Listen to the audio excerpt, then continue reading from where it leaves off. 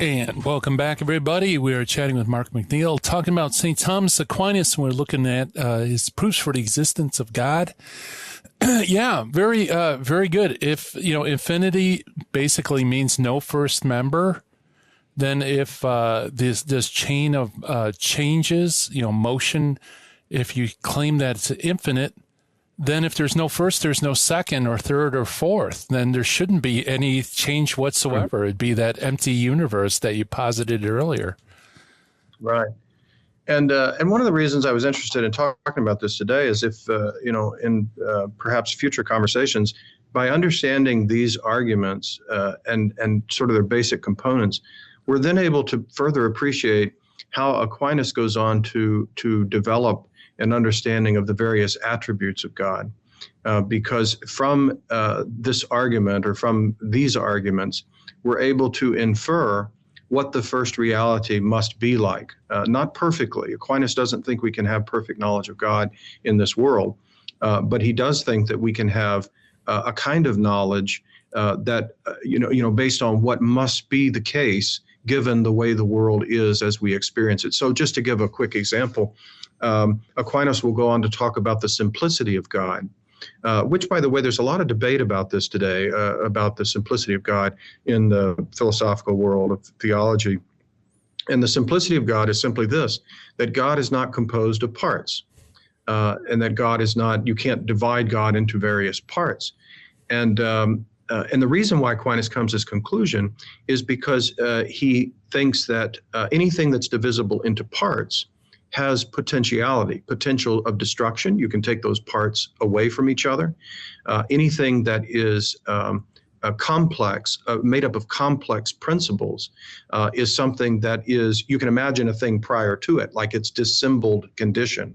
And so then you have to ask, how did these parts that are not essentially related to each other, how did these parts come together? Under what actualizing influence did these things come together? And so simplicity, the simplicity of God, that God is not a composition of multiple principles or parts, but that God is supremely simple, for Aquinas is a necessary deduction from these arguments for God's existence. And by the way, the Trinity is not related to this conversation. We're talking about divisible parts. For Aquinas, the persons of the Trinity are internal processions within the one simple reality that is God. And that's a discussion all on its own that's worth having, but it's not precisely what we're talking about here. There are other things, too, that Aquinas thinks we can deduce from this. For example, that God is not material. God is not a material body in his eternal nature. This is so because for Aquinas, matter is a principal potentiality. Matter can be changed. Matter can undergo various transformations. God is not, God is not a kind of reality that can be morphed or changed into all these other things, because that requires some actualizer of its change. So God has no potentiality in that sense. God cannot become something more or less than he was before. So it can lead us to an understanding of God's immutability, that God doesn't change. It can lead us to an understanding of God's simplicity. It can lead us to an understanding of God's eternity. It can lead us to an understanding of various different attributes of God that he goes on to develop in his writings. Maybe we have enough time to mention one other interesting argument of Aquinas that I find particularly powerful. It's structured very similarly to the argument for motion, but it focuses on a different mode of being, or a different aspect of being. Aquinas likes to make this distinction, and in fact, in reading his writings, it seems like he's really on fire about this principle because he uses it a lot. He makes a distinction between the being of a thing and the essence of that thing. So the essence of it is really somewhat like what we would call the definition of a thing, the kind of thing that it is. So for instance, I might look at, out my window and point at a tree, and I might say, well, what is it? And someone says, oh, it's a tree. We've identified what its essence is. That's how it exists as a tree. Now, Aquinas thinks that we can think about the essences of things, but that doesn't require that we think about their existence at the same time. In other words, I can imagine, for example, the tree that's outside. I just talked about a tree. Everybody, I assume, that hears this has a concept in their mind of what I'm talking about. But then if I go on to say, oh, I made a mistake, there is no tree outside, I said there was one, but there's really not one. It's just a parking lot. And in fact, that's true. It's a parking lot right outside my window. But everybody knew the essence of what I was talking about. Everybody knew that here's what a tree outside a window is. But it turns out that when you look out there actually isn't one. So we were thinking about it in terms of its essence, not in terms of its actual existence. Now, there are some trees on this side of the building, and we think about the trees, and we actually go out there and say, yeah, there really are trees out here. So we're thinking on two levels. We're thinking about what things are, and then we're thinking about the fact that they are. Now, Aquinas has this insight that I think is very beautiful, which is that when we talk about things in this world, we do not have to think of their existence when we think about their essence. So, for instance, if we say, well, I want you to imagine that tree doesn't exist outside. There's not really one out there. That's easy to do. But he thinks if that's true of everything that we experience, if that's true of all reality, that its essence does not require that it exist, then it becomes a mystery why anything exists at all in the world. Where does the power, the source of being for things come from? So let me give an example. I'm afraid we're going to run out of time on this, but let me give this example. If I have a glass of water here that's cold, and someone says, well, why is it cold? And I say, well, because I got it out of the refrigerator a few minutes ago, and that's why it's cold. The explanation of the coldness of the water is something extrinsic to it, something outside of the water itself is the reason why it's cold. Now, if I ask, why is the water wet? Well, that's a property of H2O. It's wet because that's the essence of the kind of thing it is. It's wet because it's H2O. It's cold because of the refrigerator. It's similar with us as human beings.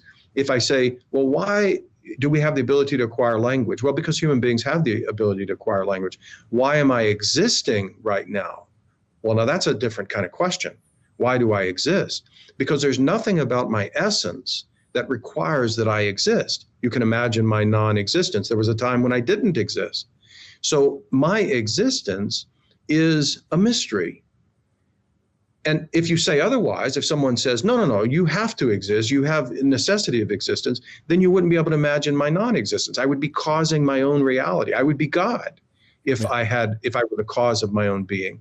And so because I'm not the cause of my own being, it must come to me as a gift. And it must come to me as a gift. And I think this is the beautiful part of this. It must come to me as a gift right here and now.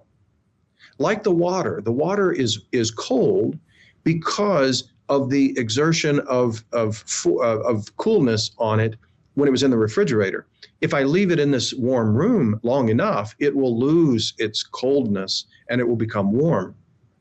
So it is with us as human beings. We don't cause our own being. It comes to us. It's a gift to us.